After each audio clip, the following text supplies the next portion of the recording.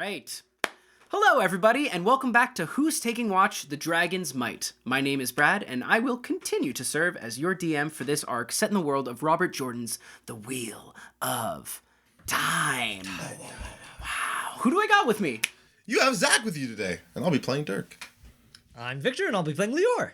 I am Michelle, and I'll be playing Tal. And I'm Marty, playing Paige. Amazing. And I'm just here to say, hey, when you want to do naval combat, make sure that the thing that you're reading on your screen is the thing that you've printed off and given to your players, because it's not fair to them if you gave them bad instructions that they don't have. So this is just a disclaimer. It's a challenge. It's tough. It's tough. Welcome back for all those who have watched before. For those of you who don't know, Who's Taking Watch is an anthology D&D actual play show where we all take turns bringing each other into some of our favorite worlds of fiction and imagining sort of a side quest, extraneous events from the plot of the world that befit the chaos of a Dungeons & Dragons adventuring party. This is a non-canonical venture into one of the little explored areas of the Wheel of Time, which is the country of Gildan during the Civil War of the Dragon Reborn, purportedly Logain. If you want to catch up on the rest of our previous episodes, you can catch those in our YouTube channel at the link down below.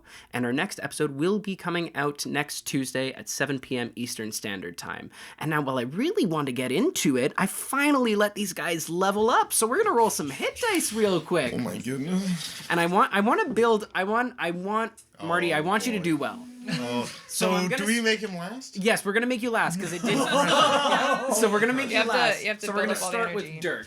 I get a D10. You sure do. Wow. I was not going to use my metal dice today, but I will use it for this. Yeah, I 100%. believe in this one. Don't E. kill me. E. Oh my god. Yeah, if I didn't trust you immediately, Have a I'm little going. faith. I'm 6 That's that's plus what, 3. That's 9. That's what you would have gotten if you just take standard. That's good.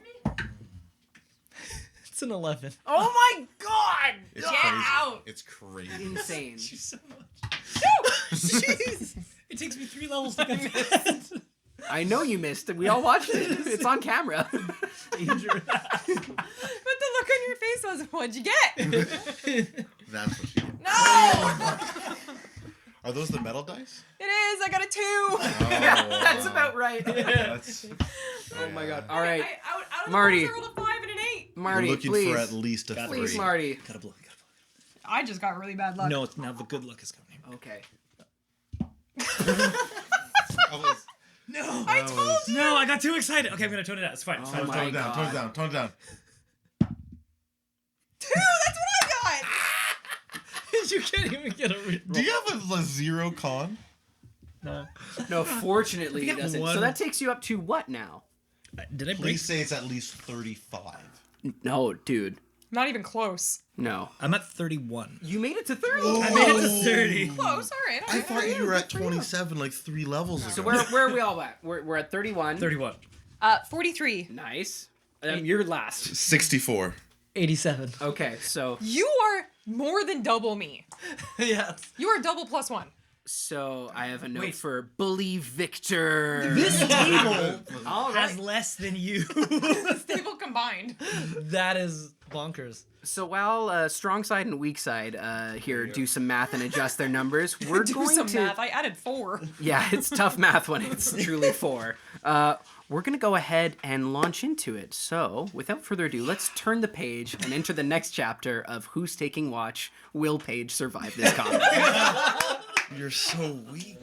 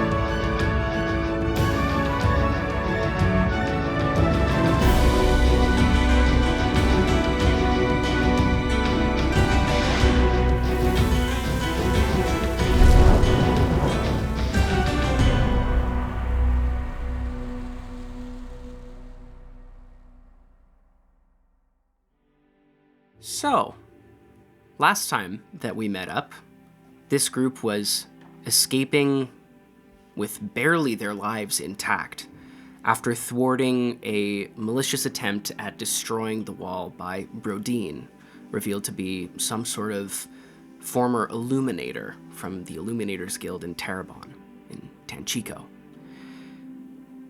Seemingly also an affiliate of the Dragon, for they had great respect for seeing the incredible abilities put on display by one Dirk Talon during the fight. Unfortunately for you guys, those incredible abilities put on display were also on display for any bystanders. And so quickly you scurried off into the night, slow falling your way through the streets to avoid notice, grabbing your things and running off to Dirk's Uncle Halden's shop, the Sharp Shear, where he had promised that he could get Dirk and any of his companions out of the city the next day. You spent a anxious night recovering from not just your wounds, but also the trauma of what had happened with Lior, particularly stricken by the impact of violence. In this night of waiting, Tala had arranged for her brother Julian to come and meet with her to discuss details about her missing brother Samuel.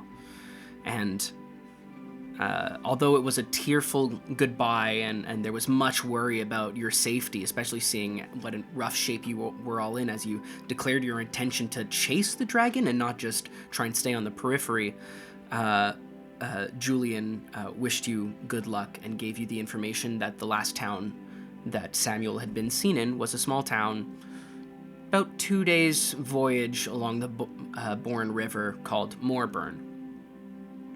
You got a sick new set of armor from your family perks. Yeah. That doesn't have a big gaping hole in the chest I'll anymore. never forget that hole.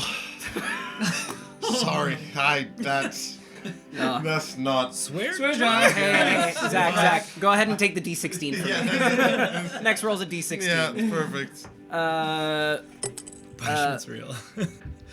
But upon your departure, your aunt, Aelin, seemed to have picked up, trying to piece together why exactly it is that you would be running, seemed to have picked up the reason that you had somehow become able to channel. And not disclosing this to your Uncle Halden, who was joyfully saying he would love to welcome you back for a beer next time you're in town, you guys stayed for the night. That night, familiar faces and voices came looking for you in Child Luke and Child Marat, the two White Cloaks that you met on the very first day that you all came together in the town of Samara, asking after the traveling party of the Ogier in town. Escaping the city without drawing too much notice outside of the malevolent grin of one Chapstack. I almost said knapsack. I did that to myself. Knapsacks. Yeah, oh god, that's the franchise in somewhere else. You guys made your way to the docks where you found a rickety old boat called the Silvertip, but before you could depart were accosted by Child Luke and Child Marat, who were seemingly acting under the orders of someone greater than themselves, a figure that you had met and come to know as Ron, who had worked part of the time at the wall with you all, and a figure that you, Dirk, have been running from and dreading ever since you separated from the White Cloaks. The figure of your brother, Larry Talon, who seemingly now has been raised to the rank of questioner. In a very tense learning experience as you all tried to manage how to sail a boat, you fought your way to the ice floe that blocked your exit, and as Paige was getting ready to completely obliterate it, was struck by some flaming arrows and felled. All seemed lost until Dirk channeled some of his energy in an unfamiliar way, just trying to intuit his way into being constructive rather than destructive, and brought Paige back just in time to not only open up the gap of ice before you, but to join the sick harpoon skills of Tala in dropping a friggin' fat fireball on these White Cloaks and sending the rest of them running away. Swear jar. No. It's my world. That doesn't count. And And with one face remaining as you, bloody, in tears, in an odd state of euphoria, see one face departing, particularly for Dirk and for Tala, the face of Larry Talon and his piercing green eyes with his words, "I know your face now, and this isn't over." And as the early morning continues to dawn in a blustery, sunless day, you guys, exhausted, still not having slept through the night, begin to make your way, seemingly out of reach of the White Cloaks, up the River Bourne, towards Morburn, and towards whatever may lie beyond that. So where we pick up is you guys, I believe you are in a ball crying? Correct. You are And the oars. at the oars. You are standing somewhat elated, and Tala, I believe, is also... Did I end at the oars? I I can't think you guys remember. might have done a big power move on the oars. And that's where you are, all exhausted, all needing sleep, but needing to somehow steer this boat. What would you like to do? Going to just finally let go of the oars for a second and just look at Paige and turn to Dirk and just clap him on the shoulder and said, "I knew you could do it. Didn't do what? You saved her. You did what had to be done." And I'll seem to find a bit more of myself as I rush over to pick up Paige and just lift her up, hug her, and just bring her back to the rest of them. There, little one. They won't stop. They're gone. We've left them in our dust. They're not gone. They're so loud. And I'm just going to start humming, just as we had talked once upon a time on the road, and just sing to Paige. And do my best to be louder than them. I think I was not expecting that. I think if anything, that would be what would help Paige at least release a little bit, and her shoulders would slump, and still curled into a ball, you would see her visibly less fraught, less in pain, less wincing. She wouldn't say much, but you would see she's better.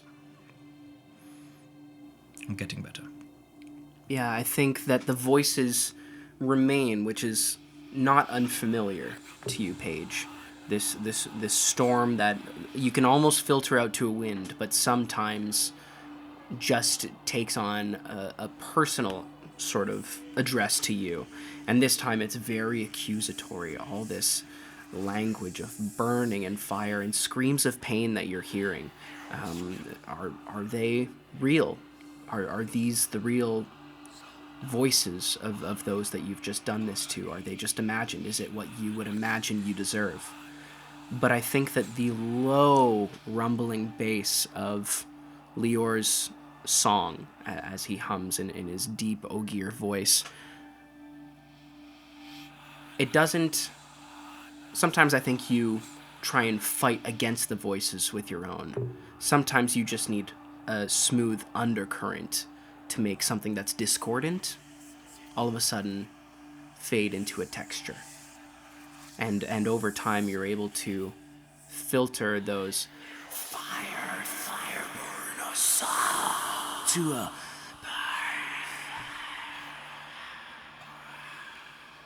to the what would be maddening for anyone else but comforting sound of your resting thoughts.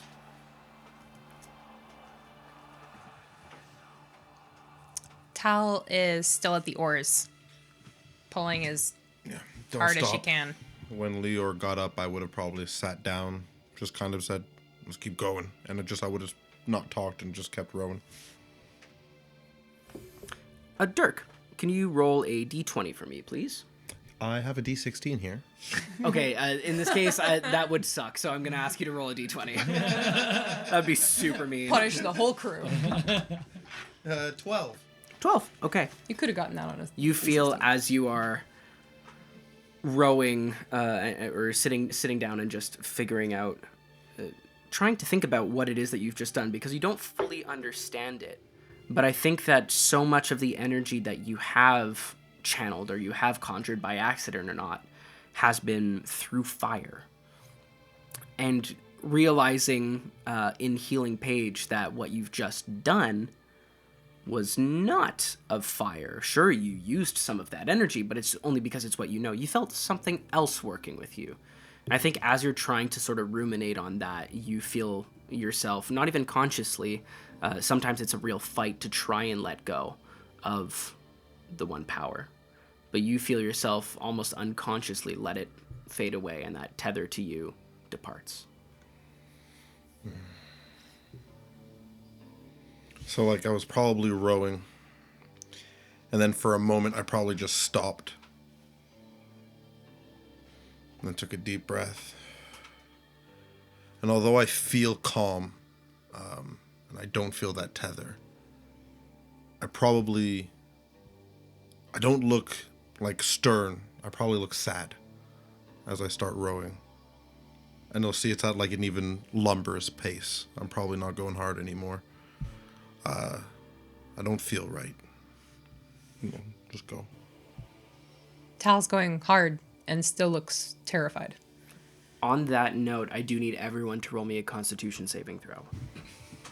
Tal's going as hard as she can, given the Constitution save. 19.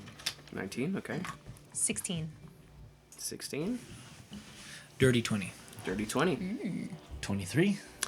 You guys all stave off a point of exhaustion, but feel yourselves sluggish. You're able to do this. You get the sense, the two of you, that any real time spent at the oars is going to automatically exhaust you.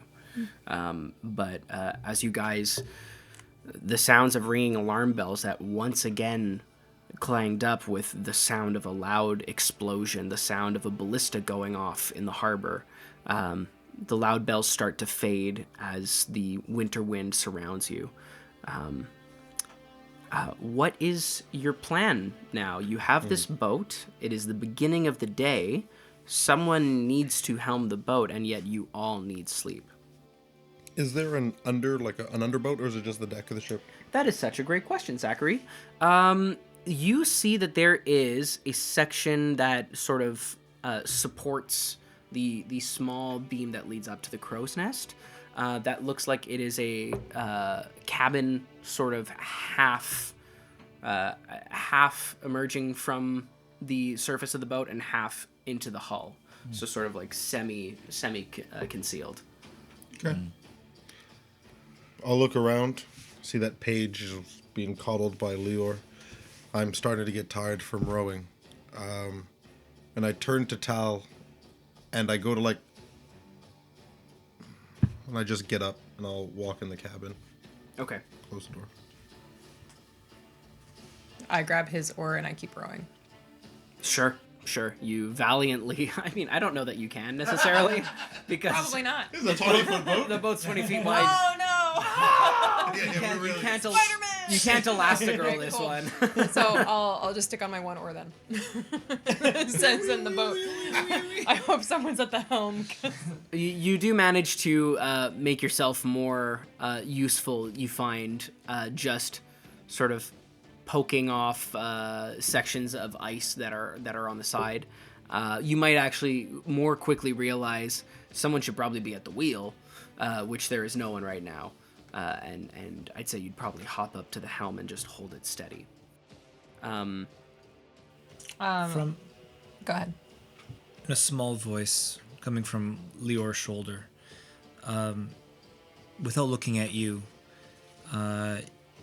you'll hear Paige's voice say, "Tal, the trick with steering a boat is to look far into the distance. It'll help you balance which way to turn. Hands on the wheel, eyes on the horizon. Is that in my head? Yep. And that will be it. You have this Captain Jack Sparrow wisdom imparted upon you. Dirk, as you enter the cabin, are you just like trying to find a spot to crash out? Or are you trying to check out what's going on in there? Well, Dirk wants to sleep. Dirk is upset. But he can't sleep. Because as soon as he kind of let go of that one power, there was just like this pit. And so he's just going to sit on the bed as he starts taking off his armor. And he's going to say, I don't hear you when I channel. Are you there? And he'll just talk to himself. Wait.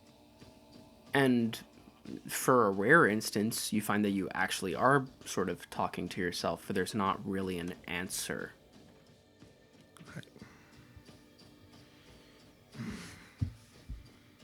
I don't need you. But I will use you.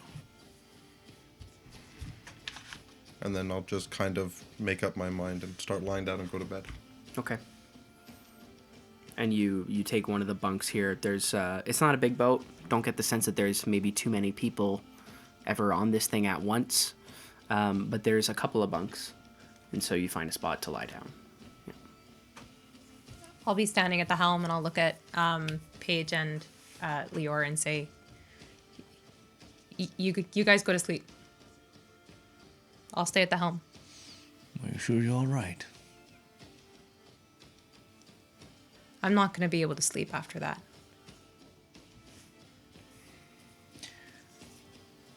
It feels silly to say because I'm not sure that I'm all right, but we're going to get through this. It's kind of you to say. And we did what we had to do. But I just sentenced my whole family to die. He knows my face. I think there's the only comfort I can see is that right now he wants us more than he wants them. So, as long as we stay 2 steps ahead, he'll keep chasing us. Let him. And with that, you wake me if there's anything. Yeah. I'll carry Paige with me to the little rest area, unless you voice. Paige won't say anything and she will be carried. I will note that you guys you don't have to like white knuckle 8 hours. You can sort of do watches on this. I'm, steering a ship maybe isn't the most passive activity, but I'll allow it. So I'm just staring off into the horizon. It's not much. Yeah, make 8 Constitution saving throws. Do you want that? But you guys can totally take shifts for this. While you are taking your shift, first thing I'll ask you to do is make a perception check, and then 2 con saves.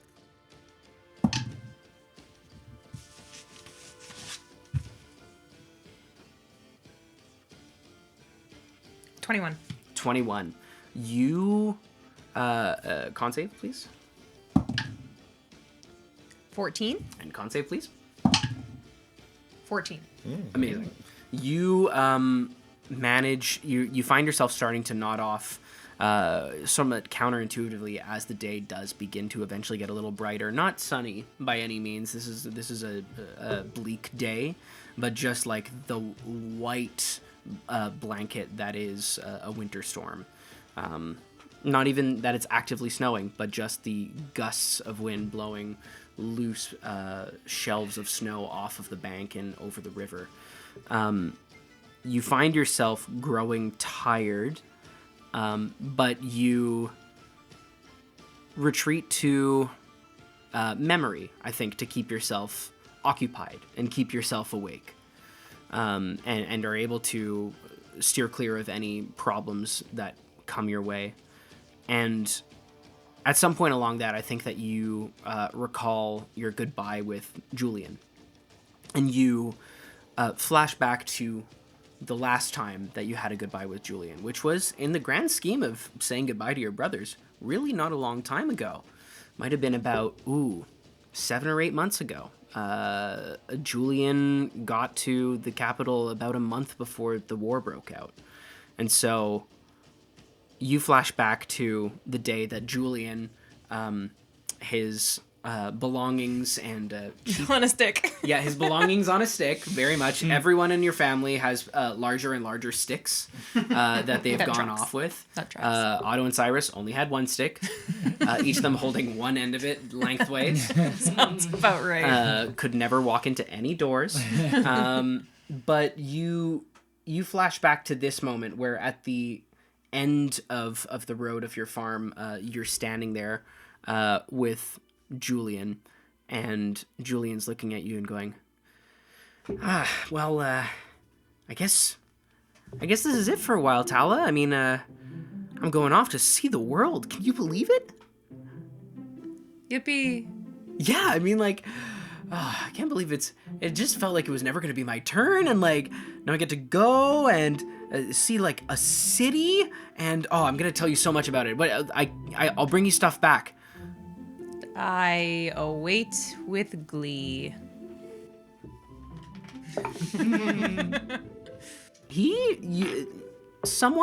Your brothers all seem to be somewhat dense on the, like, emotional readability level.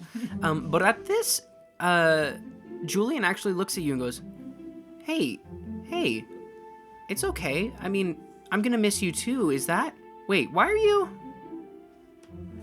I'm super happy for you. Oh, thanks.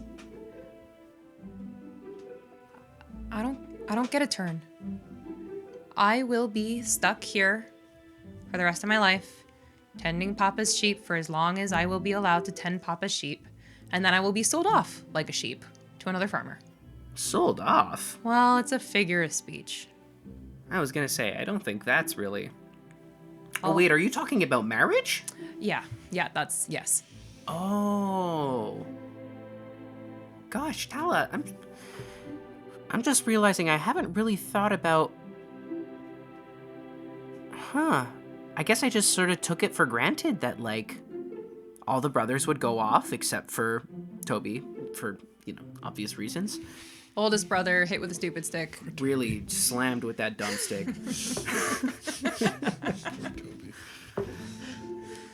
But, I don't know, I guess I just never thought... I mean, we grew up together, and, you're... And he, fully tries to, sweep your leg, and you get out of the I way. dodge and I put him in a headlock and Yeah. I just noogie. You're one of the guys? Stop, let me go. But, and he, wriggles free, he goes, gosh, I never thought of that. Because Hazel and Eloise and Iris didn't care. But you do care. Yeah. I don't want to stay here. You hear, Julian, we've got to go. And further down the path is your father, who is talking to the farmer that they're renting, a donkey cart from just to get him onto the main road. He's like, yeah, okay. He goes in a hushed voice and leans over to you. He goes, so don't stay here. You've got some moves. Well, yeah, I mean, Byron's been teaching me. Yeah, Byron's been teaching you a lot. What's to say that you need to stay here? What if, you absolutely can't join the army, but, what's to say that you can't go to make your own way in the world? Why can't I? I mean, the army's only for men. Yeah. You just said I'm one of the boys. Yeah, but that's boys. See, I'm a man now, and his voice does You gotta train that out on the road. Yeah, so do I. Whoa, wow, you do have some skills. Julian, it's time. He goes, I mean, think about it. Maybe if you get into trouble, I'll catch you on the wrong side of the law. And goes to elbow you. Not if I catch you first. Yeah, and as you go for the elbow, he does turn around and like almost like for the first time gives you like a sincere hug. Like you guys have always been close, but it's more like a ha idiot kind of a relationship as siblings. And he turns around and gives you a hug. He goes, maybe I'll see you on the road, Tala. Maybe you'll see me there. Maybe. And he turns around and runs off to where your father is. And you just turn, and as you're looking back at the farm, at Toby getting tabletopped by 2 sheep, at your sisters in their neighboring areas hanging up clothes to dry and doing various chores, you just look over at the edge of the woods near the creepy hut where your mentor Byron works, and you see this grizzled veteran of a man who has no place in this little pastoral setting, but has carved one out by force for himself in the forest. And he just looks at you and gives you the eyes that say, in a voice that you know, and this like visual language that only you two speak, that say, we need a train. I'm coming to dust your tables. Bye, Papa. Yeah, and you hear your sisters going like, I don't know how I like that dynamic, as you run off into the wood, and once you're sure that your family is no longer looking, are not busying yourself with cleaning yourself off, but cracking your knuckles. And that sort of gives you a bit of energy as you carry through your watch. Can't wait to meet Toby. Yeah. You know what's... Dashingly handsome, actually super intelligent, knows everything there is to know. It's a cool keychain. Starts The choking very on. first time I ever mentioned Toby, I fully meant to say the ugly stick, and the dumb stick came out. It could be both. It's not too late for both.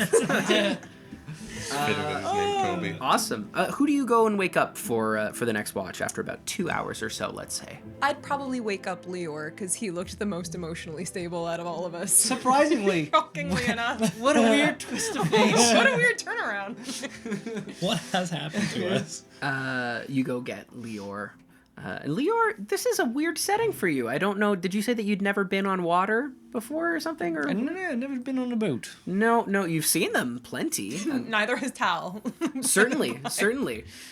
You have a disquieting moment where you think to yourself, shouldn't be any different than driving a car. And then you go, what's a car? And you sort of just like K-hole for half an hour. It can't be any different than insert land vehicle here. Yeah. Yes. But you get up to the helm and looking at the As he's going, I'm like, look into the horizon. All right. Go to bed. I don't know if that... Right? Goes right to the front of the ship. Leor, you're sort of like peering and trying to figure out if there's like some sort of code, like leaning through the spokes of the ship's wheel. Is there something there? Is there a landmark? I don't understand. So I'll have you do the same, a couple Constitution saves, and 1 perception check. Here, I'll start with the perception. Smart. With disadvantage, it's a 9. Okay. That is a 16 and 19. Okay, you managed to stave off more exhaustion, which could have been very bad for you. That would be Yeah. real bad. What you don't manage to stave off is bumping into a bit of a narrow section of the river at a certain point. There's a couple of little scrapes. The ship's hull takes 1 point of damage. What's our hull at? Threshold, Bradley. Did our hull ever wind up taking damage? It did. Yeah, I think so. I think Took it took some. 20 I think it took some arrow damage. Yeah, 24. I think the hull took a short rest, right? the hull did not take a short rest. The hull Don't you took have mending? the hull took 24 points of damage last I time. think so, because it was right under the threshold for You're slowing right. us down. So it You're just right. took 1 point of damage. Oh, Yeah. yeah, so now we're slowed down. You feel the I ship should have kept my mouth slow shut. a little bit, and you could swear that it's the wind stopping, but your long hair is still going. in front of your Just face. Leor's there, just boom, boom, boom. Swear jar. You hear three voices from the floorboards beneath you go, "No, what's that?" Just Go to sleep. go to sleep. But you do manage to, I think, with the sheer panic of like how poorly this is going, you do manage to keep yourself wide awake Minus 5 feet. throughout this. Yep. You guys move a little bit slower. You have the wind with you, so that sort of counteracts some of it, for now. But It's pedantic, but it says movement sales minus 5 feet per 20 damage. You're I need asleep. to stop. I need You're to asleep. Stay asleep. sales. Sales. unconscious. I'm the tired one. I'm the one with 3 hours sleep. But you, what are you feeling like at this point? Because you are like oddly composed compared to the day before, when I would have assumed that like another combat like that might have sent you spiraling further. I think Leor, thankfully, did not have to fight much in that combat, but he realized that he was helpless to stop what was happening. And as he was helpless, Paige almost died. And so he's realizing that not doing anything, it's not any better. In fact, the consequences can be far worse. So he's just thankful that Dirk somehow managed to surprise him. So he's a bit more himself. Not quite there yet, but they're out of the big city. He has his book. They're on the way to a steading. Things are looking a little bit better. I think as a reflection of that, sort of the memory that you had sort of been assailed with after the fight at the wall, of your mother crying, who would bring death into this garden of life, like a disquieting, a memory that like you didn't know you had and didn't realize has like scared you every day since. But the memories that sort of like trail back with this like mood of sort of uncertainty, but with the inkling of optimism, sort of being pessimistic with like just leaving the door open for optimism, reminds you of another Ogier that you spent considerable amount of time with, your elderly, curmudgeonly mentor, Brahm. And you recall a time working in Tanchico, the first job that you went on with Brahm. And just the sweat pouring off your brow at all times because it's just so much hotter in this city. According to the maps that you'd received, that doesn't make any sense because they're on the same like sort of longitude, latitude, stalagmite, stalactite. I should stop saying words. Longitude, latitude. Latitude. Because thank you. longitudes are long. It's a globe. I was literally like, what are you talking about? Longitude. Yeah, I mean, Which is odd because when you work out your lats, you do stuff I understand, like but I this. don't have to like it. I hate how Brad turns all of my like little things to remember into absolute like reverso things. Where it's like, Yeah, well, you- it might go to the top, or it's like it's long this way too. It's like, oh, he's so right. Damn it. Yeah, I'm here Working. to tell a us story and ruin everyone's mnemonic devices.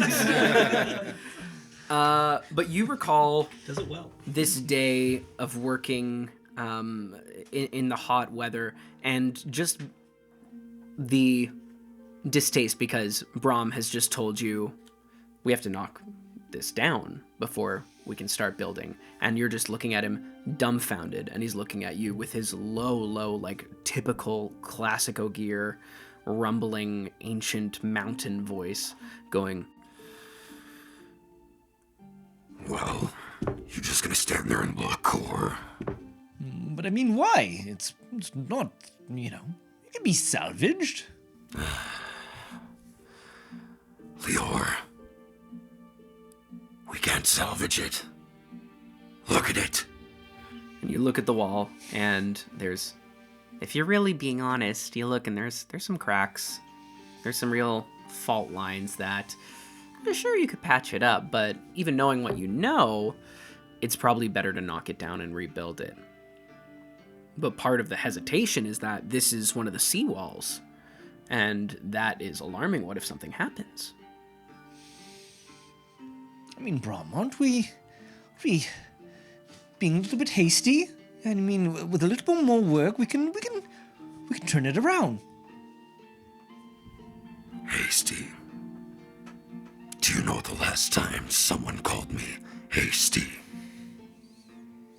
I wouldn't dare to even dream of such a time.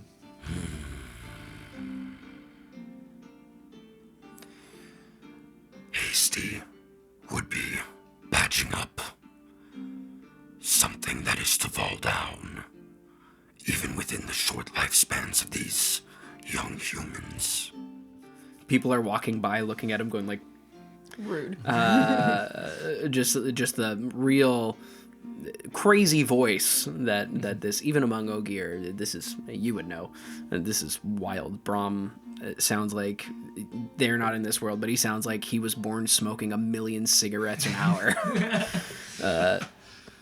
And he goes, No. Hasty would be to not knock down. Sometimes we have to destroy so that what we rebuild is worthy of our name, of our legacy. Well, I don't quite get it, but well, you're big man in charge, so I'll get to it then. he looks at you frowning because as he's gotten old, he's slipped under 9 feet tall, and he's maybe an 8'8" in heels, and just Big man. and claps you on the back so hard that he knocks you into the wall, which you then knock over as it goes and just catches you by the collar as the wall goes splashes into the ocean. Oh, I was gonna get to it. See, was that so hard? Well, I suppose not, but I don't know. I still think we could have saved it. No. Everyone knows us as the Builders. But that invalidates the fun part. For the one moment where we get to destroy. I feel like this is the weirdest thing for Lior. For Brom, who is usually just like very stoic and grumbly. Very stoic, very grumbly, And and you just a see like twinkle. His eyes light up, and he does get this twinkle when he says the brief moment where we get to destroy. He goes, No, come on. We got work to do. All right then. Put that map away. Your girlfriend won't like it if you get it damaged. All right, okay. That's not necessary. I'm gonna tell your mom. and That was such a dope voice. thank you. It hurt a lot. I can't even imagine. Remember when I chose to do that for like a stone giant, and then you guys talked to him for a really long time? Yeah. It This hurt. guy's awesome. I spent an hour going like but yeah, you have this memory of Brom and like this real like synthesis of the capability of sometimes needing to uproot the weeds, sometimes needing to scorch the earth, salt what's left so that you can put down fresh soil and build a garden the way it ought to be. It's not quite as much fun as he said it was, but Destroy. but I guess I do understand the point. Oh, I'm never going to admit it to him. Right. And I'm just going to keep Excellent. driving the ship. Who do you wake up next? Dirk went to bed first, He did. but Paige looked more... not rattled, more than rattled. Not broken, something. Like paper thin, two-dimensional. 35 HP-ish, I don't know. 35 is actually too generous. Way too. So I'll wake up Dirk and say, "It's your turn." 4. Well, the boat isn't going to drive itself, I've been told. Right. I got it. I'll go up. I'll look out into the horizon because it's natural for me to do so. I thought you were gonna broken telephone him something. I thought so too. I'm so looking forward to it. Well, I was going to say, Tal damaged the boat, but he's really embarrassed by it, so don't mention it. Damn it, Tal. That's fine. I'll fix it. 11 brothers and sisters. I will get you back. So I'll go up. Yeah. But if you don't mind, like, after about 15 minutes of being up there, Dirk is starting to go, like, stir crazy. Sure. He's, like, pacing up and down the ship. He's alone. It's light. There's no one there. And to be honest, a lot is bugging him. And he doesn't... There's something missing. So he's going to go downstairs. And he's going to tap Paige on the shoulder.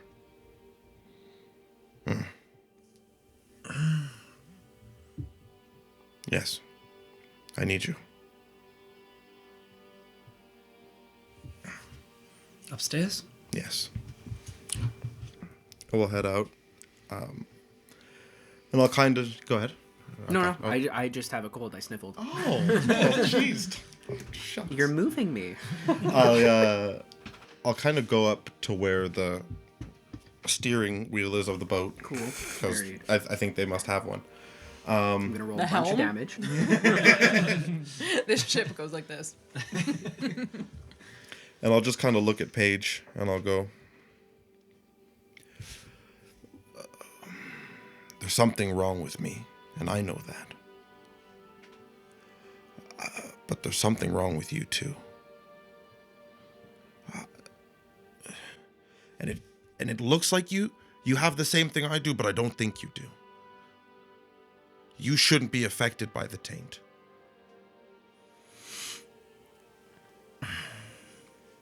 I don't know. I've noticed that when we both let ourselves be consumed by the one power, it hangs on to us and it doesn't want to let go. I've been around other channelers and I've been warned of it. However, it's persistent with me, and I can see it. I have seen it in your eyes. I do think the one power seems to like to hang on to us, for better or for worse. But what you can do with the one power, you blew up a whole bunch of people. That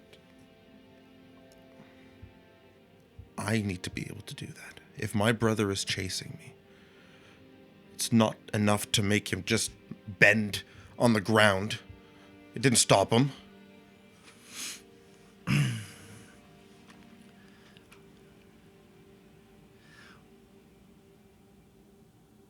I would be happy to try and teach you what control I know on the one power, but It will try and take control of you too. It will continue. I want you to be safe, Dirk. Both from your brother and those chasing you, but also yourself. I will teach you what I know.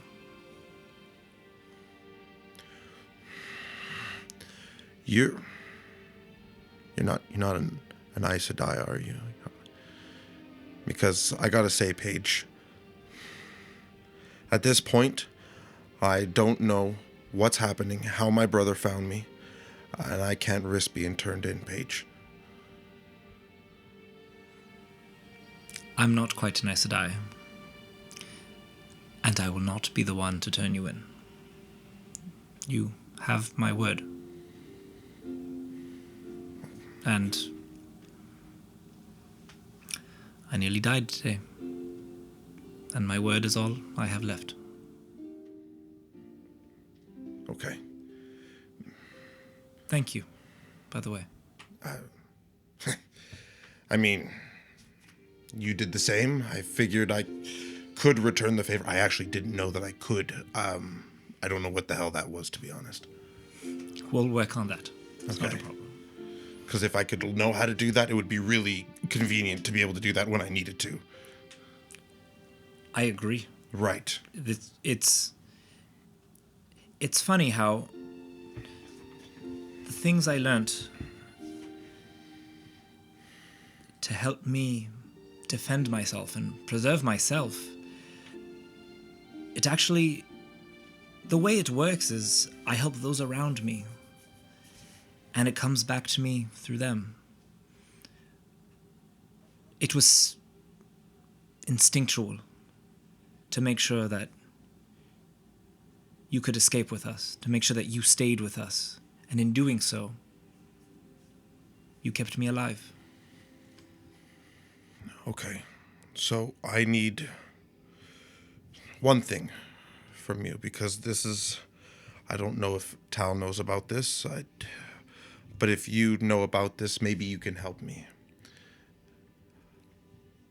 I sometimes hear voices in my head. Not yours. Yours is annoying. That's why I tell you to get the hell out of there. There's enough. You'll get used to it, But there's someone else there. And sometimes I think it's me, and I have a good handle on it. It's totally fine. But other times, more recently, with you lot around, it's a little bit louder. And you can do the voices stuff. So I want to know if maybe what I have is something that you have, and maybe where you're from, they know about it. I'm just... Paige, I can't trust you because I don't know you.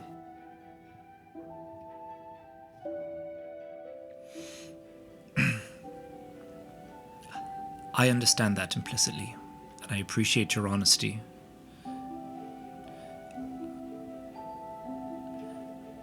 DM, would I know anything about the taint or its manifestation into a voice? Anything of that nature? Based on the research that you had done, Yeah. the ways that the taint manifests itself seemingly vary.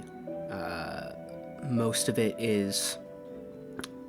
One of the reasons that it's hard to study is that it's up to the perception of the one who is afflicted with it, and that is usually an unreliable narrator. Okay. Voices have been spoken of, certainly, and you would know right away, as almost as soon as he says, "I hear a voice," not you. It talks to me sometimes. You would have to do everything in your power to not have like fear and alarm show on your face, because that would mean that there is a certain level of progression. I mean, judging by what you've gleaned of Dirk's timeline, it's not a surprise, but it is a terrifying thing to hear.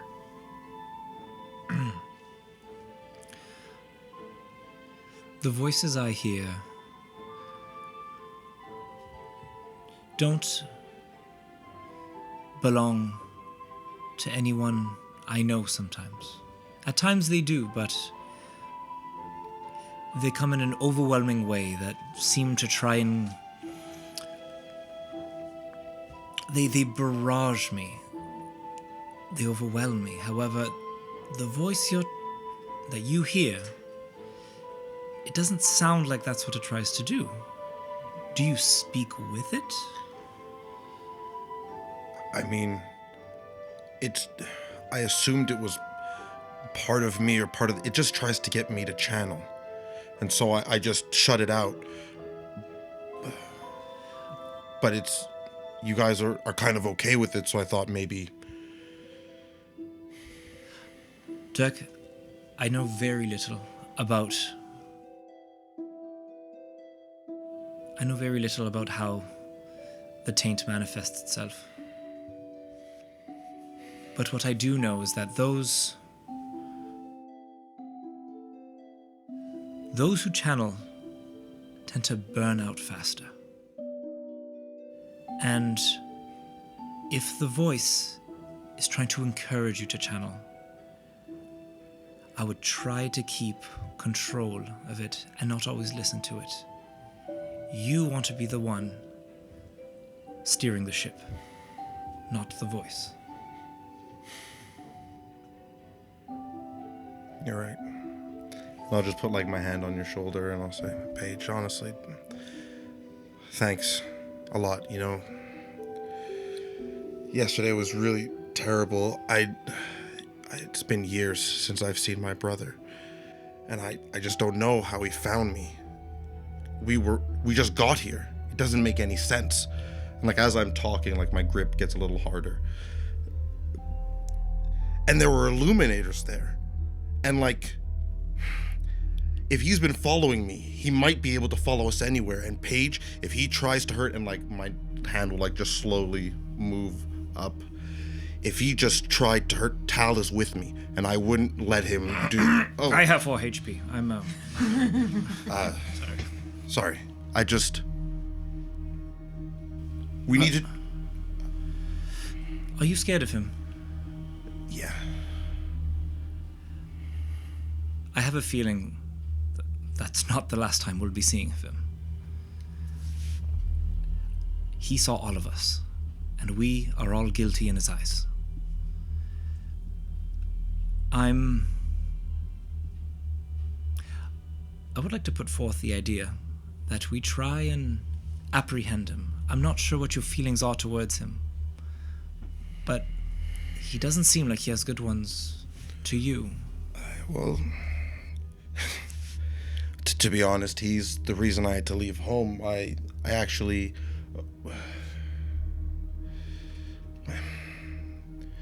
I trusted him. And it turns out I trusted the wrong person. I am so sorry to hear that. But it's okay, because, the cards are on the table, right? It's all laid out. And you guys, brothers, since I got Tal down there, she's more of a brother than he ever was. It's totally fine with me. So good. Good, I just needed to talk about maybe getting just a better handle on this thing, and it looks like you're on board. Sorry to bother you. I'll keep watch here. You can go down. Thank you, Paige. Thank you for trusting me. Uh-huh. And I will do everything I can to keep your voices at bay. Thanks. I'm going to just do a quick walk around the ship. I'm going to realign the sail a little bit. I'm going to see a piece of rope dangling over the edge. I'm going to take it, wrap it, put a little knot to hold it on the side. I'm going to put one hand on your shoulder, a little squeeze, and then I'm going to head back down. And Dirk, I'll have you do the rolls I've been asking of everyone. So perception. Oh, That was a ride. all right. Perception an 18 with your D16. Foiled again. Foiled again. Give me two Two Constitution con saving saves. Who knows? Who knows? 16. throws. Okay. plural of one. 14. Yeah, ones. That is a question. Okay, you manage to keep yourself awake, but in part of your conversation, I heard that crack. I hope the mic did not pick that up. it probably did. In part of your conversation with Paige, you mentioned trusting Larry and being betrayed. I think you do go back as the positive feelings of your talk with Paige sort of wear off. You start to spiral down that road a little bit. And we come back to that moment. Back in the capital city. And where are you at? Because you've been weighing some stuff out in your mind at this point. You've had some stuff heavy. Dirk's been thinking about a lot and trying to figure out who he can talk to. Where are you at? Dirk is really feeling really bummed out. Dirk feels every time he opens up, people get hurt. He thinks he just brought some trouble on his aunt and uncle. He thinks they're probably dead. He thinks he's probably risking these guys' lives. So he's not feeling really happy at all. He's feeling pretty low. And to be honest, the conversation with Paige helped. But he's still thinking about, like, what happened? Like, there was a moment he lost control to, like, in the last fight. Like, he's not feeling himself. Right. And a strong urge to kind of see if he can toss a fireball over the side of a boat is kind of weighing on him, too. And you had that thought years ago when you were still promising. In fact, thanks to your father's really militant training, one of the most promising children of the light, rising quickly within the ranks of Lord Captain Kenvali's legion at a young age, younger even than your older brother, who was still trying to qualify for the questioners and not quite finding purchase. But you had caught yourself at this point moving faster than you should have. You caught yourself a bolt that was about to strike you, burning away before it could touch you, and looking around and making sure no one noticed.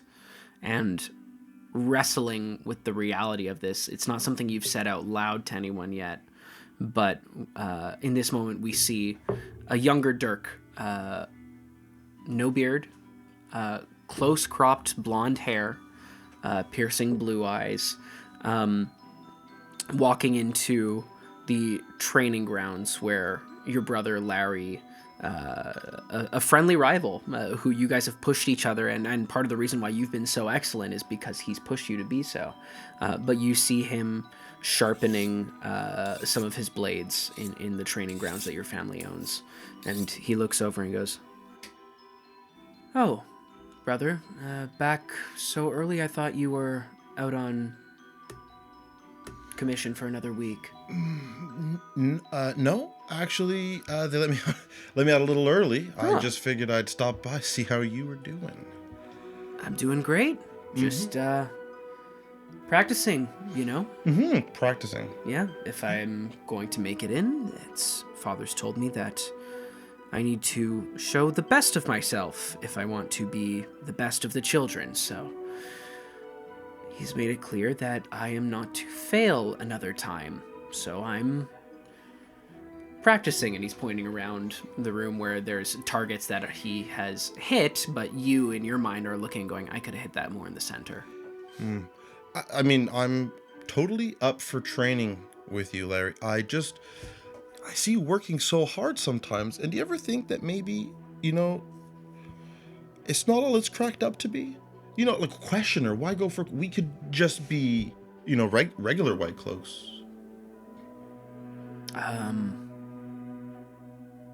Dirk, I hope you know I don't hold it against you, but you're never going to be a regular white cloak. You're the fastest rising member of Captain Kenvali's Legion, and you're not even technically old enough to have signed up. You got a special exemption. If I'm not a questioner, the best I can hope for is regular white cloak. And that's not That's not our family. That's not what I want. Not what you want or not what Dad wants? What's the difference? Well, because sometimes I don't always want what Dad wants. I mean, I love training with you, being in the army. I want to be a child of the light. I'm just wondering if sometimes, like, do you think some things could be just a little off? Like, have you ever heard of, like, Larry? Dirk, do you have something you want to say? Not really. Spit it out. Clearly something's on your mind. It's just that, have you ever felt different? Yes, as Right. a good thing. Yeah, as a good thing. You're faster, you're stronger. Right. Well, with training. With training. But I always felt that I was really fast and strong, and I'm just wondering if you felt that way too. Dirk, you've been annoyingly fast and strong. Mm-hmm. My whole life, my younger brother's been annoyingly fast and strong. Right. I don't think I've ever felt as fast or strong as you. I don't know what you're trying to rub in my face here. Sorry. Little brother. Yeah, you're right. No, what's bothering you about just being better? wondering- You should enjoy this. What if it ever came that, Uncle Halden or Dad actually kind of like cheated their way? Right? How so? Are you saying you're cheating your way? I'm not saying I'm cheating my way. I'm just wondering, what if there was a secret child of light that among us was a channeler? We'd want to like kill them, right? Like get them out immediately. Make a deception check with disadvantage. Yeah. Oh, wow, it's actually not all the worst. 12. He's rolling with advantage. This guy's trying to be a questioner. Yes. A secret one?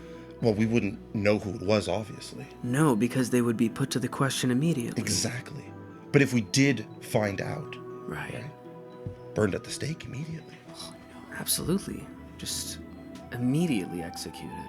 Doesn't matter who they were. No. No, I mean, it shouldn't matter who they are. That's against everything we stand for. The children know that all use of the One Power is tied to the Dark One. Mm-hmm. And there's no exceptions to be made for it. Even if you use the One Power to help the Children of Light. Right. Well, who would do that, though? Well, like, I would, well, like, if you had the power, wouldn't you? Like, that sounds like if you could help the Children of Light, I would want to do that. If there was something extra that I could do for the Children of the Light, I mean, of course. Right. I would do anything that I would think would help the Children of the Light. Exactly. Right. Right. Yeah. Even if it was risky? Especially if it was risky. Okay. Yeah. Okay, Larry. Yeah. You can't tell Dad. Okay, or anyone. No, of course not. We're brothers. Okay. But I've been fast for a really long time. You have been fast for a really long time. And I didn't put a lot of training early on. And now things are happening. Arrows are missing me. I could be like a super soldier. You're right, Dirk. You're nothing any of the children have ever seen before. Right? You're something different. Exactly. And once we can get a big position in the army, me and you will rise up. And no one knows. Keep it a secret. It's all good. You're right. This is my chance to rise, Dirk. Thank you. Claps a hand on your shoulder and stabs you right through the chest. I always knew you were too fast for your own good, you little idiot. I've been watching you for some time, Dirk. Thanks. I've been looking for a way to make sure I made it into the questioners. And he goes to try and drive the dagger deeper, and you can see that what he was tending to was his collection of poisons. As you start to feel sickly, and you feel just a panic overwhelm you as this happens. Yeah, and if I can, like, I'll feel that speed and that strength, and I'll just, like any barrier that I'd put around it, I'll just kind of just let it go. Yeah, as you feel this weakness and look into the eyes, the sad thing is that your first reaction is that of understanding, because this is what you've wanted to do to yourself ever since you started to suspect. And you look into Larry's eyes, just hoping to see that little bit of conflicted, or I'm doing you a service, but all you see in his eyes is jealousy, ambition, and utter hatred for you. And at that point, a part of your mind that is not your own whispers in a piercing, quiet voice, "Release me." And something that is not fire, that is not air, that is not the shaking earth, that is not the freezing depths, emerges from you and slams Larry across the face when he gets up, giving him the distinctive scar that, should his hair ever be cut too short, always appears at the side of his head, and knocking him unconscious. And Larry, the voice just says, "You need to run now, brother." And I'll take off. And you sort of come back to yourself, a bit more morose now, steering the ship. And even though I know it's not possible, I'll just look behind the ship, make sure nothing's following, look at the banks, make sure there's no cloaks that I see are moving, and I'll just bundle myself a little closer. You look and you see one bird spiraling in the sky, and a high-pitched cry of some predatory bird as it swoops down to catch a less fortunate prey than yourself on the riverbank. But all is quiet behind you. But I think... can you make me, like, an Arcana check? And if it's better for you, you can use your Charisma. I don't think that's ever better for me. It's actually better for me. 5. Okay, that's unfortunate. You are gathering somewhat of the essence of what it is that you did to heal, and what it is that you did to command Larry earlier today. This primal force that doesn't sum up any of these visual things that you heard the horrors of channelers, wreaking havoc with the elements. It's not any of those elements, and you're starting to get a sense that there might be something there beyond the elemental, but I think that sort of just puzzles you out until your watch ends. Yeah. I know I will page up for a 15-minute conversation. Mm-hmm. So I'll let her sleep for an extra 15 minutes. That's really generous. And then I'll wake her up. Yeah. Unfortunately, because you were awake for 5 hours and 45 minutes and 8 hours, you 100% will get a full rest. But Paige, you wake up again, sleeping uneasily, the uneasy nap of someone who has hit snooze. That's a very good way to put it. The someone is me, and the time is every day of my life. But you awake. Now it is fully midday. But your companions still snore. The creaking of the boat is outweighed by the enormity of the snoring coming from Lior's bunk, the hardiest looking captain's bunk, which he is still curled up in. Did he fit? Curled up. Okay. Curled up. Okay. It's close. Okay. It's close. I look cute in fetal position, Yeah. like a big teddy bear. His butt doesn't fit on the bed. 100%. 100%. But you do wake up in time for your watch. Okay. Thank you, Tech. Get some rest. I'm going to run my fingers through my hair. Mm-hmm. How are the voices at this moment in time? Are they as prevalent as they were after the incident, or They seem to be back to your normal ambient. Sleeping usually does you good when you've had sort of an episode. Okay. But they seem to be back to the usual level of ambience that they typically are maintained at. Okay.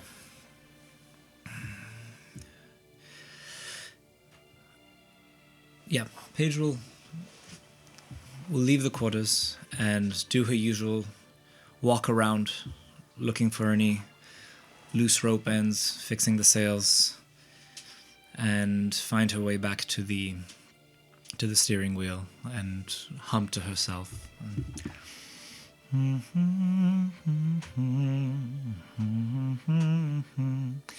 And she'll think of her father and how far away he is.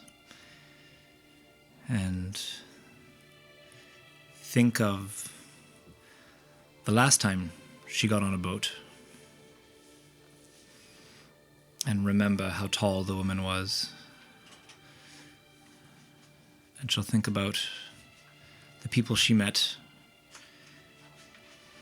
And it'll hit her that she's here for a reason. She's here with a task, and she's not doing it. While holding the steering wheel and gazing out at the horizon, trying to correct for the ebb and flow and the turns in the river, she's going to close her eyes a little bit and channel, reaching out to the voices, trying to reach further.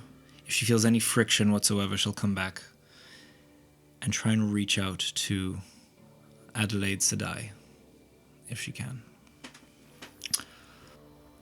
I will ask you to make me an Arcana check for this. It's going to be a 10. A 10, okay. You have always had these voices around you, and you've been able to sort of isolate the voices that find you, and the voices that then are familiar to you. But really, it's just within the past day or two that you have thought about the possibility of pushing the boundaries of that reaching that you're capable of doing into the sea of voices. And you have these moments where you are pushing and sort of hoping that no one wakes up early because your eyes are fully closed as you are extending out, and where there is a solid sheet in front of you, you recall some of the instruction that you've had into the concept of the age lace and the way that the wheel weaves the pattern of the ages. And instead of seeing one solid sheet, you start to unravel the individual threads and push your way past the ones that you don't want to try and get to the one thread that you wish to pull taut. And you feel that as you push and do catch friction, you catch yourself sweating even in this winter. And ultimately, after about 10 or so minutes, you, exhausted, drop the spell, but do feel that with practice, that is something that would be attainable. You have these fleeting moments of pushing out and trying to reach to the last time, and such a big, tall building. And then the thought gets interrupted with tall chimney, tall uniform aftermarket chimney, beautiful mended chimney by my ogier friend. And then you catch one voice that you could reach out to who's going, hey, listen, the stonework in this inn could use my buddy. I don't know if he's coming back. And you get to the progressively New Yorkier voice of Dal, the proprietor at the. But dialed Dal. But you cut off the spell, but you do feel that with effort, you might be able to establish a connection. And once that connection is established at a distance, that will be something that you will be able to persist with. Okay.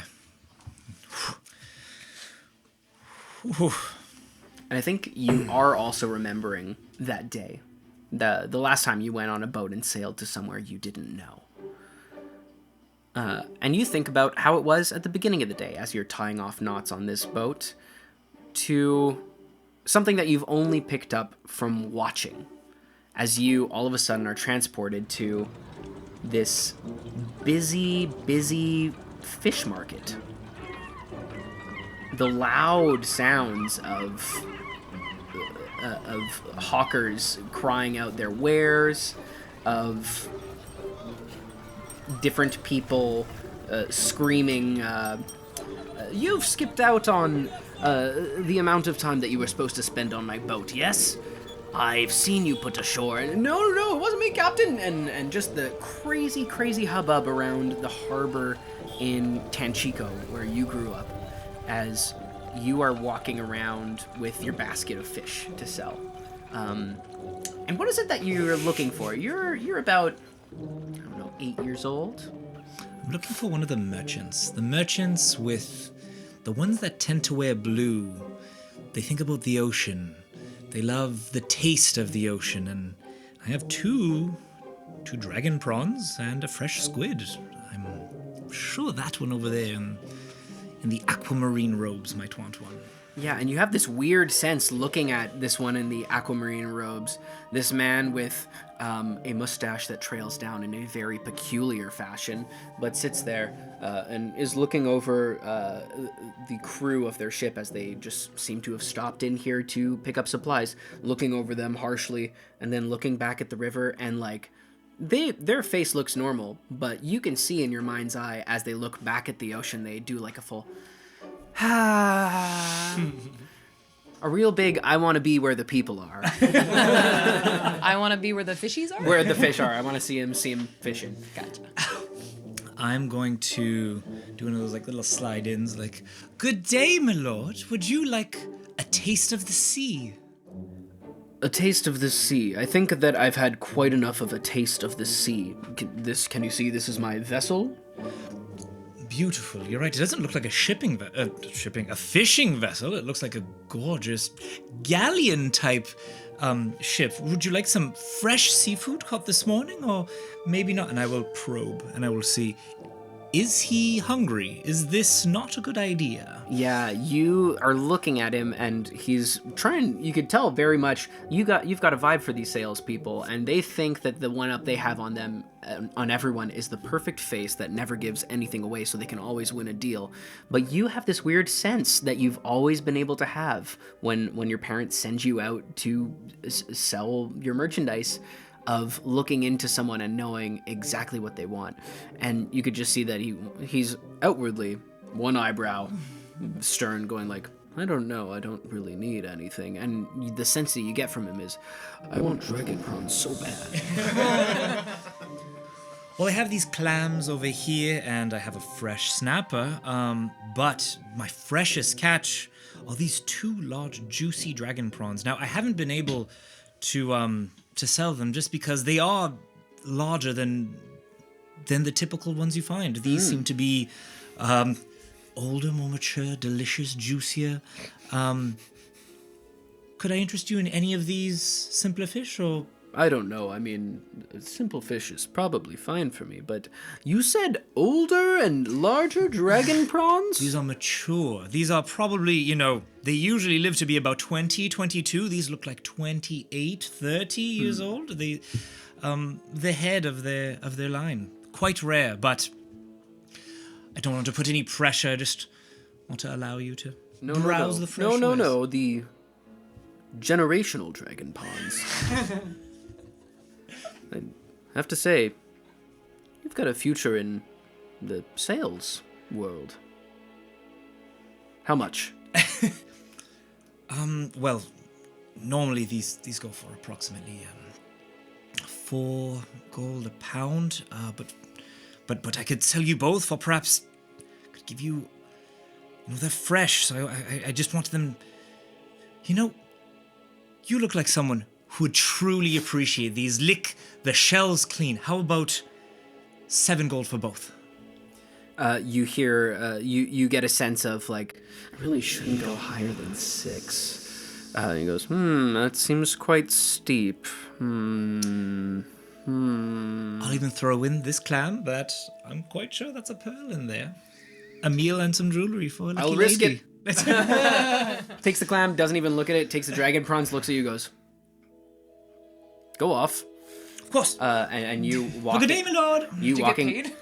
Yeah, 100%. You walk off with your money, and you sort of extend your eyes, looking for who could maybe be interested in some snapper, and you catch an unusual sight, that of a tall woman with red hair covered mostly in a veil, who is sitting or sort of leaning against one of the posts nearby where there's a ship being loaded up, in very fine-looking robes.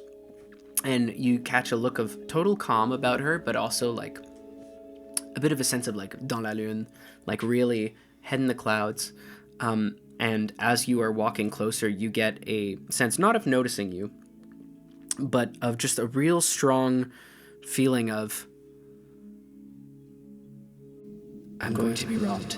I really should have hidden my purse better. Who puts their purse just on their side? I'm going to be robbed. What a terrible idea. This is...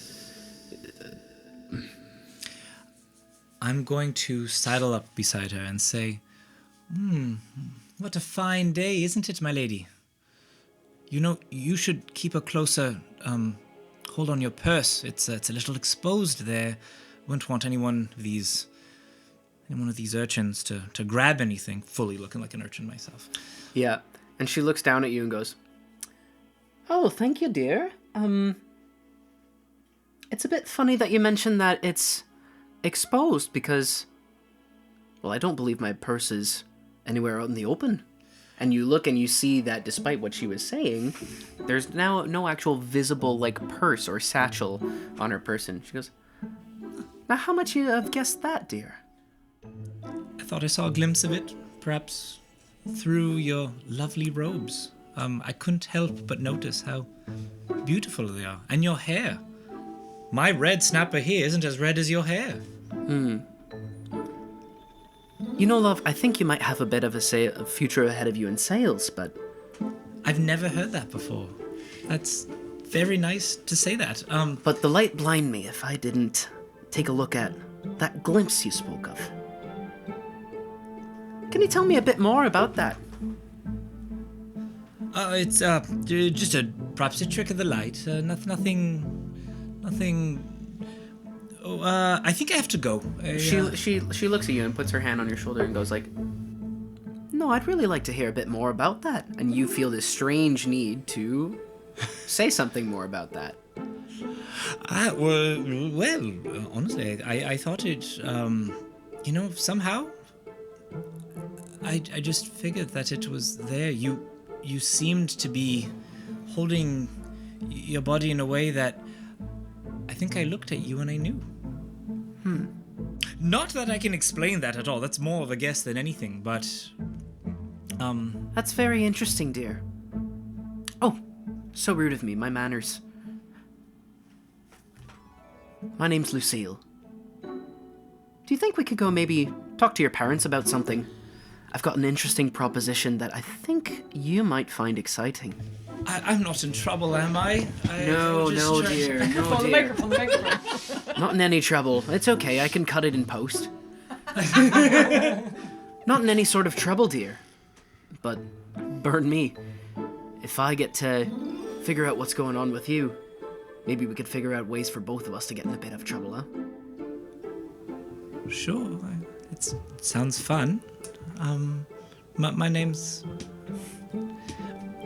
Kashmiri. It's nice to meet you. Kashmiri.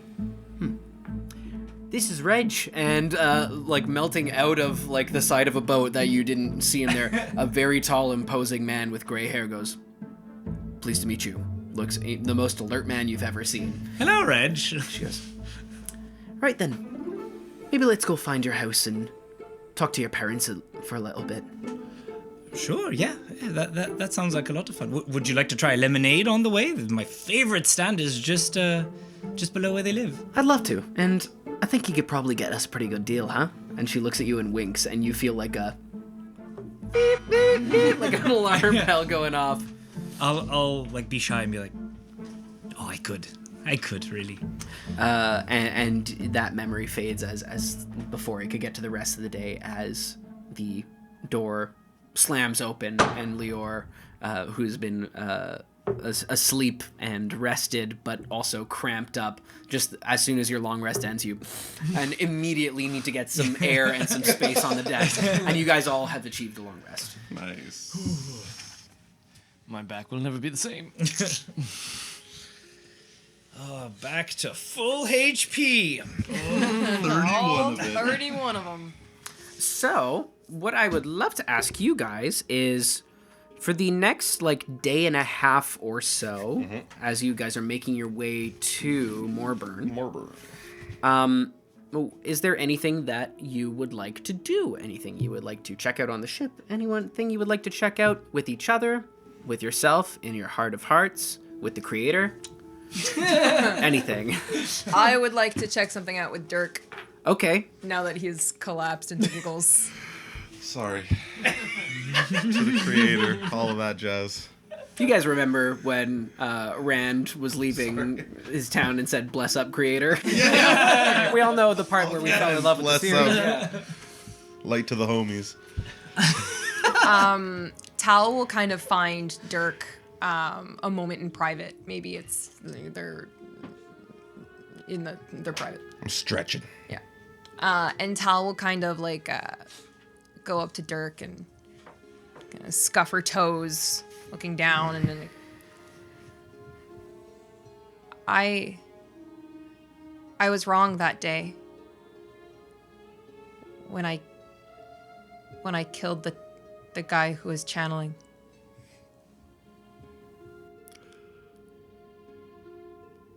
I thought you were wrong. But maybe you weren't. I didn't know I was wrong until I met the children. They're not good people. If they believe that all channelers should die, I don't want to be anything like them. You are not, Tal. Trust me. I mean, unless you believe all channelers should die. No. Yeah, that's. I didn't but think so. I guess I was like them a little, because all I ever heard was the girls go to the tower and boys don't channel, and I didn't stop to think beyond that. Yeah, well, I imagine that's how a lot of the children get involved. it's a generational thing sometimes. You know, you're kind of born into it. But yeah, when your option is, you know, dying or, you know, being isolated and dying, you kind of just have no choice but to do what you can. So yeah, I don't think we're anything like the White Cloaks. Actually, I think we're doing a pretty good job of being the opposite, and that's why they were so upset at us yesterday. I don't think the White Cloaks make penis jokes, Tal. Oh, he's gonna kill me. Yeah, I was really hoping you would have stopped like 4 insults ago, but I mean, we're He all was in this. aiming at you. I was trying to distract him. I know, but I wear the armor so people do aim at me, but I appreciate it, Tal. But I he do. looked like he was Oh, yeah, he was. armor be damned. Yeah, he was gonna kill me. Yeah. Yeah. And now he's got 2 of us. Maybe we'll, you know, he's instead of just having a one dead focus, now he's got to juggle us both. You know, it's a lot of work. It's a lot of dead people. So, oh, don't say that. Yeah. I think your family might be okay. They're in the army. He knows my name. My real name. Yeah, that's fair. If he knows my name, then he knows my family. Well, let's hope that his focus stays on us. Because we can handle a bunch of dudes in white dresses, right? Dresses. Yeah. Roll an insight check.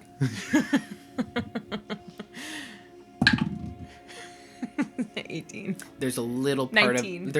of Dirk's eyes that went like, I love that outfit. There's a reason I still have my cloak. I just colored it differently. I just covered it. It's secret, but I always know it's there. Yeah. Tal, Yeah. I think that at some point during this voyage, you are going, oh God, how do I know if my family's okay? Yes. How do I know if my family's okay? I've just been sitting here like, how can I get a message to Toby? How can I get a message to Papa and Mama? How can I like... Well, you can't really get a message to them, but if only there was some way of knowing.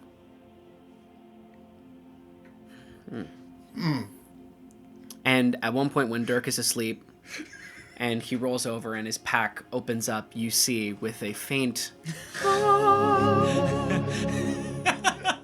a wooden sphere. If only there was some. I grab it. It wasn't done rolling yet. It didn't matter. It landed on a 14. You grab it and you spend a while turning it over and trying to get different answers, and the answers really vary, and you can tell that like there's a die inside of it that maybe has like 12 sides or 20 sides or something like that, with a number of options, and at a certain point you're trying to write them down, and some of them you get multiple times. Science point to no, certainly. Sometimes you get really weird ones that are like, definitely go for the fish, and it's like, that seems specific.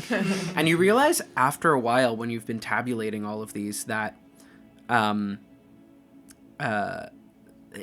amount of numbers, the number of answers has eclipsed 20. Okay. And it's very odd, and I think at a certain point, some point along your voyages, you get a sense that if I really spend some time with this thing, maybe I could get a real answer out of it. I will meditate on that. It will be my pillow. I will sleep with it night and day. Is there a question that you would like to ask of it when you feel like you've really got a grasp on it? Is my family at the farm safe? Okay. And you... Safe from the white cloaks, I'll say, because we do live in a country at war. And you Nobody's safe. rattle it around, right, and then flip it over. The weird like wire cage that locks it in place does that, and you flip it back on its front, and it says, "The white cloaks will not touch your family at the farm." Okay. And you feel, you ask it a follow-up question, but it just answers like, you love Chinese food, but Bison are scarce this time of year. yeah, something really like not related. But you get a sense that once in a while you might be able to get to the truth of things, and you feel like you have this ability to like get to the truth of things. Tal, I imagine Tal is doing this secretively in like the sleeping area, and I'm just picturing Tal fully like sitting on his bum or her bum with the thing in between like both feet with both hands on top, staring at the answer, and then looking at him saying, "I channeled." And as your reward for channeling, as long as you have it on your person, you are given the abilities of the sphere of truth. Nice. I'm sure that at some point, Paige opens the door and says, "Hey Tal, do you want to come and learn how to channel? Not what I was gonna say. What? Yeah, what? I channeled.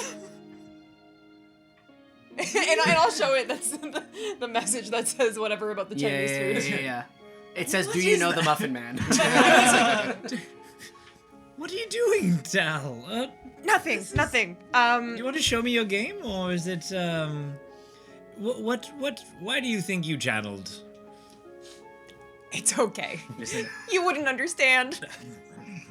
You're right. You're right. If you want to learn how to drive the boat, I would be happy to show you. Yeah, sure. You just look at the horizon. There's a bit more to it than that, but that's whenever you're interested, I'll show you a couple more tricks. Ah, more lessons. Fine. Roll me an insight check. 10. 10. Okay, great. Did you add the expertise that the Sphere of Truth gives you to insight? 16. Okay. Yeah, are you already proficient in insight? If you aren't proficient, it gives you No. proficiency. Okay, in an old character sheet you were. So if Oh, you, no, I am. You're Yeah. right, you're right. Yeah. Yeah. So 13. 13, yeah. Yeah. So you could tell. Wait. So I didn't add the 3 because I forgot I was proficient. I was thinking perception. yeah. So I roll a 7. Yeah. 8, 9, 10, 11, 12, 16. Yeah, there you go. You can tell right away that Paige thinks that this is crazy, and also that Paige does not know much more about sailing a ship than she is trying to claim. To show you a few tricks if you want, but You know, you not. keep telling people you can do things that you can't do. They're going to stop believing you. Now, why would you say that? That's You don't know a bit rude. how to sheep farm. I'm getting the feeling you don't really know how to sail a boat. Getting the feeling you're being a bit of a dick.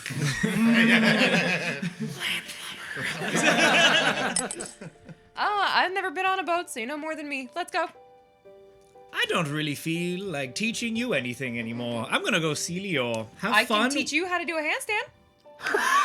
On a boat. That's. I don't know if Best my. place. And Tal like successfully does it. Yeah. Not sure if my odds are better or worse here, but I'm wearing a dress, so I'm not interested at the Oh, moment. ew. Ew, you! I will walk away. Leo, help me fix this. At that point, I will leave Tal and I will say, Leo, do you want to help me fix? I think we have a couple patches on the boat down here. You actually saw it when you were waking up from your sleep in the cabin that's a little water's bit coming sunken. Yeah. There's just a little puddle on the ground. You're going, huh. I don't know how these got here. Leo, could you help me figure out how to fix this? Certainly. I mean, I think every yogi is not bad at woodworking, so I'd be. It's not my specialty, but I Yo. can give a hand. Yes. Thank you for yesterday. I was on the edge of the cliff, and I cannot thank you enough. I was being brought. I was headed for many, many ice obstacles, and you were the current that guided me through. Thank you for bringing me back from the brink. I know I have not been as forthcoming with you as I should have been, but I assure you it's Paige. because You never should feel like you need to tell me something. Only if you want to tell me something. And there's no reason to thank me. It's what we do for family. So, as we promised, Paige will feel her eyes start to prick and be like, I'm going to hide that with a big hug. You just hear Tal from a distance be like, my family's huge! I will give Leo a big hug. there. Also, don't mention it, but Tal damaged the boat when they were driving, and I knew it was Tal, and now she's being all sassy with me that she knows how to drive a boat. they're really embarrassed about it. So really, don't say anything. But I'd be happy to help patch it up. Okay. Roll a deception check with advantage. I love how my pronouns are all over the place. Yeah. Now we're on they. My pronouns give are up. yes and. Oh, it's not bad. It's a 15. 15? Yeah. Yeah, you have managed to con both of these two into. Paige also wants to believe that. It's like, yeah, that checks out. She was Yeah. being so rude about it. Yeah. That's that. Yes. Leo, actually, something I do channel, and From the DM. Sorry, I'm not here. and and while watching you rebuild the wall, I'm not really sure, but I think I can. I'm going to take some of the scraps of wood. I'm going to press them together, and I'm going to push it into one of the one of the holes of the boat and cast mending. And You actually took that. Amazing. and I'm going to say, That's pretty good, honestly. I mean, if I wasn't Ogier, I wouldn't think that there was any damage to begin with. Hell, you might even fool some Ogier. that's very kind of you. Thank you. That was a lesson you did not, I guess, intend to give, but I learnt well. And here I thought you weren't doing anything there. I mean, this is excellent. This is... So much shade. The project was Page managed. is no good, very bad day. I'll take that as a compliment. Thank you, Leo. I think you're all teaching me a thing or two. But I thought the journey was supposed to get us to Jehannah. Jehannah had its nice moments. Did it? Few. Far between. But You still smell like beer. That's and burnt hair. But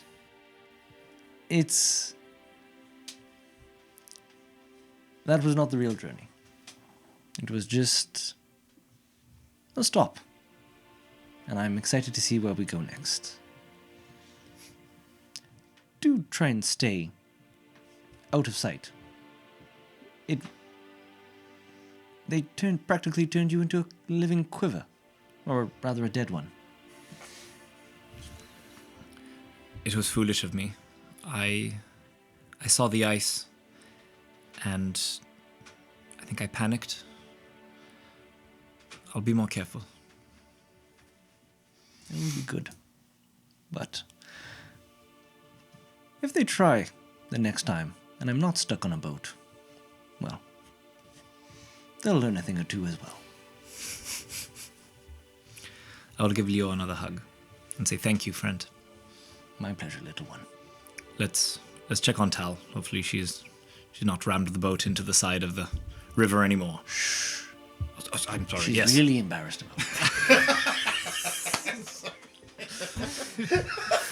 So mean. And instead of wondering why he would say that, Pedro would be like, as she should be, honestly. She has so much to It's just Leor being really I know, embarrassed. I know. You're like, no, she's We were being really- like hey, I probably shouldn't tell anyone.